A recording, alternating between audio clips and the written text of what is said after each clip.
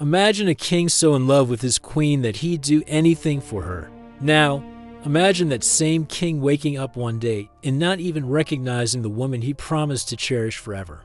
This isn't a fairy tale. It's the heartbreaking reality of King Charles VI of France and his wife, Isabeau of Bavaria. Back in the late 14th century, their marriage started like a storybook romance. Charles was utterly smitten with Isabeau. He showered her with gifts, wrote her poetry, and their court was one of the most glamorous in Europe. They were the ultimate power couple, deeply in love, and ruling a powerful kingdom. But then, everything changed. In his early 20s, Charles experienced his first psychotic break. He was riding with his army when he suddenly drew his sword and attacked his own men, believing he was being betrayed.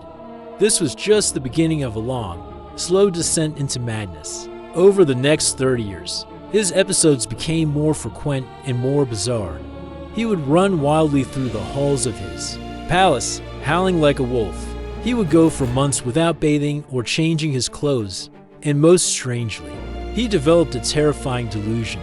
He believed he was made of glass. He was convinced that if anyone touched him, he would shatter into a million pieces. He had iron rods sewn into his clothing to protect his fragile body. This glass delusion was a real and documented mental illness in the Middle Ages, and Charles VI is its most famous sufferer. Now, think about Isabeau.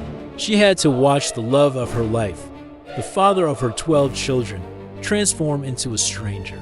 During his lucid moments, he was the same loving Charles she had married. But when the madness took hold, he wouldn't know who she was. He'd stare at her with vacant eyes, not a flicker of recognition for the woman who stood by him. He completely forgot she existed. Imagine the sheer loneliness of that, living beside the man you love, but he no longer remembers loving you. Isabeau was often forced to stay away from him for her own safety, and court rumors, fueled by political rivals, began to swirl, painting her as unfaithful and manipulative. While she was navigating a kingdom torn by war and trying to protect her children, she was also grieving a husband who was still alive. It's a dark and tragic twist until death do us part, where the mind, not the body, was the first to go. This story reminds us that sometimes the deepest wounds aren't from a sword, but from a love that's lost to the shadows of the mind.